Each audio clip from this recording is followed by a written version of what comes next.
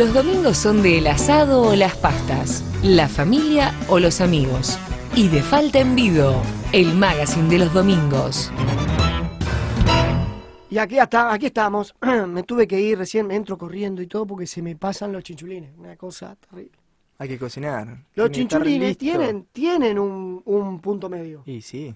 Porque está el que le gusta el chinchulín bien sequito, bien crocante, que te digo, te rompe las muelas, anda derecho a la oculista, al dentista, al odontólogo. Hay que ir al odontólogo.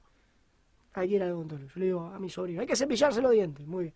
Bueno, y que te rompe todo el chinchulín seco. Claro. Ahora vos tenés el chinchulín ese que ya además ya es un chicle también, te hace mal. El Entonces, extremo, ¿no? Claro, tiene un punto medio. Tiene un punto Sí, medio. obvio. Esto es un análisis del chinchulín que estamos haciendo, una cosa, y se le cae al amigo que está ahí escuchando, ¿no? Tiene un hambre bárbaro, ¿no? Bueno, tenemos un contacto, un amigo en el norte de la provincia, Radio M Reconquista 93.3, más viva que nunca, lo que se escucha en el norte, la Radio M, en el norte, en el sur, en el este, en el oeste, pero ahora en especial con el norte. Y un gran amigo es Alejandro Vidós. Sí, el profesor Alejandro Vidós, que escribió un libro muy interesante el tema, ¿no? Sobre la masonería en Reconquista. ¿Y por qué interesante, Federico? Sí.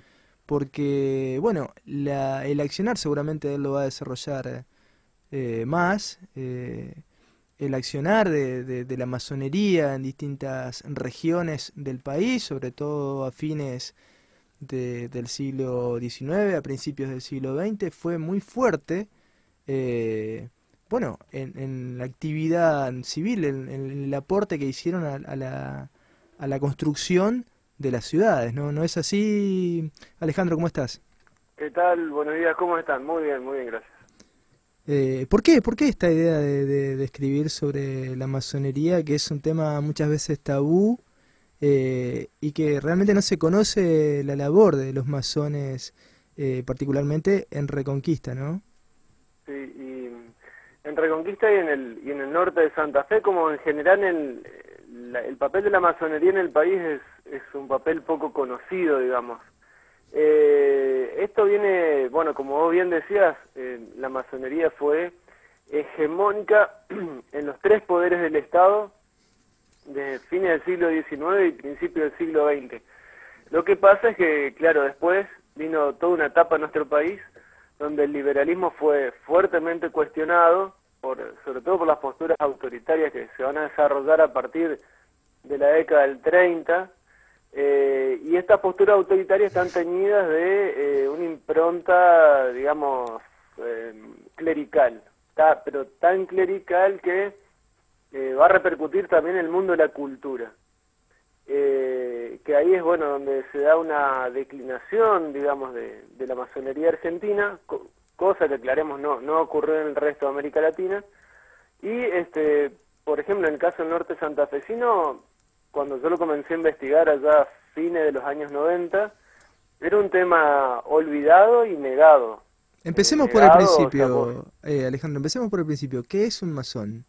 Bueno, la masonería es una sociedad secreta de tipo iniciática.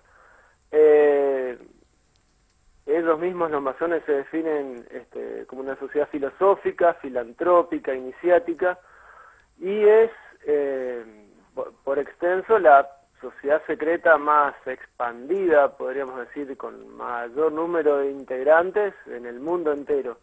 Tiene, bueno, ha habido desde el siglo XVIII, que es la fundación, podemos decir, oficial de la masonería, aunque reconoce orígenes muchísimo más remotos. Desde el siglo XVIII, te decía, principio del siglo XVIII, ha habido personajes fundamentales para comprender la historia del mundo y de nuestro país, de América Latina, que han sido masones. Por ejemplo, Miranda, San Martín... San Martín, Belgrano. Alvear, Sapiola, es decir... Sarmiento. Bolívar, Washington, la independencia de América, digamos, no se puede interpretar, sino es entendiendo el papel que la masonería tuvo en la gestación de los movimientos independentistas, aquí en América y en España. Y Claro.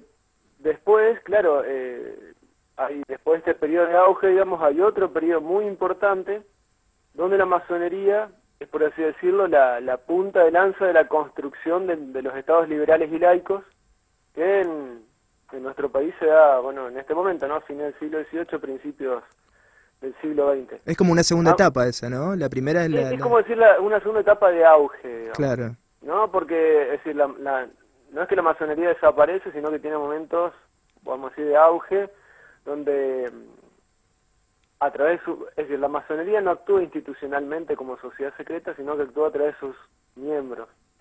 Y bueno, hay momentos en que los miembros, digamos, descollan en distintos procesos históricos y ahí es donde los estudiamos y los analizamos. ¿y cómo actuaron en Reconquista, en la gestación de Reconquista, concretamente?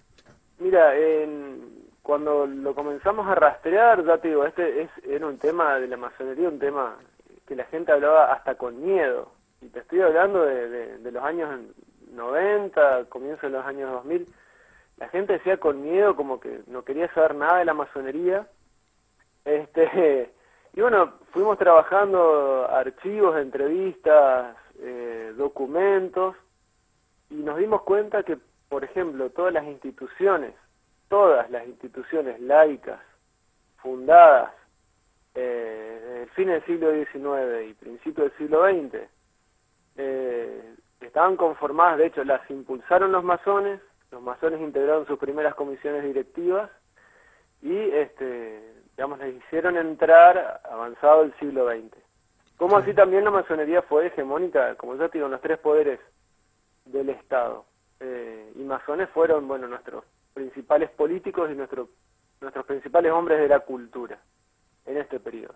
Claro, después, como vos decías, resistida, digamos, también por su ligazón al liberalismo, ¿no? Es una característica, la masonería en la historia nacional estuvo siempre ligada a las ideas liberales, sobre todo, ¿no? Liberales y laicas, ¿no?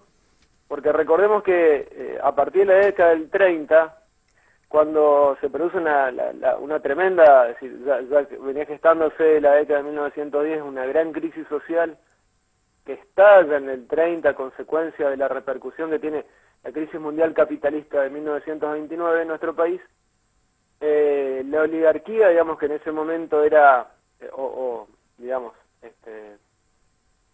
estaba de acuerdo con estos postulados liberales y laicos, hace un giro ideológico y se plega, digamos, como modo de defensa para sostener el orden social hacia una alianza con posturas más conservadoras y especialmente con una alianza con la Iglesia Católica, ¿no? Claro. Por lo tanto, nuestras jerarquías sociales, si las queremos llamar de una forma, hacen este giro ideológico y reniegan del laicismo, particularmente del laicismo, ¿no? Claro, ahí es una etapa muy interesante en la historia, Alejandro, para analizar porque también el liberalismo con sus déficits históricos, digamos, sobre todo en materia social en Argentina, ¿no? Porque la gente estaba muy postergada, el pueblo estaba muy postergado, también le abre la puerta a posturas más conservadoras. Porque, viste, sí, que siempre se analiza, bueno, en el contexto que hubo movimientos nacionalistas y ligados a este giro que vos describís, vinculados al nacionalismo, a la iglesia. Claro, pero también hubo condiciones que gestaron esa posibilidad, ¿no? Porque quizás fue un liberalismo que bueno, que no contempló sobre todo cuestiones sociales, demandas sociales, necesidades, derechos sociales postergados, ¿no? Y esto también abrió la puerta a lo que vino después. Seguro. Vos fíjate que nuestro liberalismo, digamos, bueno, tomó las particulares características de este país, pero generalmente fue un liberalismo bastante elitista, bastante cerrado, donde realmente el pueblo tenía una escasísima participación. La cultura siempre, hasta ese momento fue una cultura de élite, la difusión cultural. Una de las cuestiones que, por ejemplo, habíamos analizado de la masonería acá en el norte de Santa Fe y en Reconquista, era la importancia que le dio a la expansión de la cultura. Sí, sí. A ese intento que tenía, digamos, de expandir la cultura, sea con teatros, con bibliotecas públicas, a través de la participación política. Lo que, vos sabés bien que la ley 1420 fue gestada por la masonería, o digamos por los masones, en ese intento de expandir la cultura y el saber a toda la población. Lo que ocurre es que también muchas veces quedó en una cuestión de cartelera, podríamos decir de alguna forma, y costó bastante llevarlo a la práctica. Claro. Y sí, la verdad que el liberalismo tuvo su cuota de responsabilidad importante, como todas las cosas. Los procesos históricos se dan, es decir, no se dan unidireccionalmente, sino que vos tenés una multiplicidad de causas. Claro, ahí en está. esta multiplicidad de causas, claramente la forma de que asume el liberalismo argentino tiene su correlato en estas cuestiones, ¿no? Y bueno, ¿qué conclusión, digamos, si se puede hablar de conclusión, hablando de la masonería en Reconquista, obtuviste, ¿no? De la labor de aquellos hombres?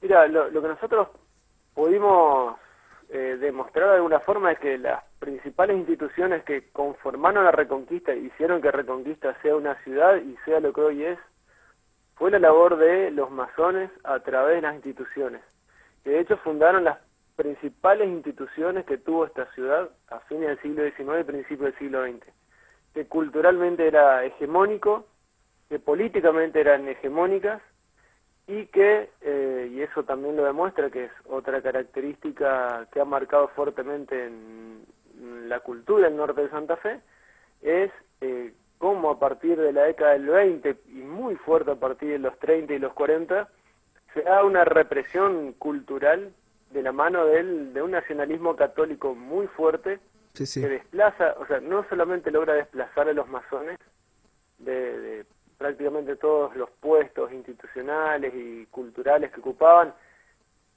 sino que la masonería termina desapareciendo. En esto hay cuestiones internas de la masonería, bueno, que habría que analizar. La masonería termina desapareciendo y termina siendo un tema negado incluso por los mismos familiares de los masones. Como Qué historia, ¿no? por ejemplo, los familiares han llegado a quemar o a tirar, digamos, los elementos propios, los símbolos, los cuadernos, los diplomas, que masones de sus familiares, a no ser unas poquitas familias, de las cuales, por suerte yo pude consultar esos archivos y reconstruir la historia, ¿no?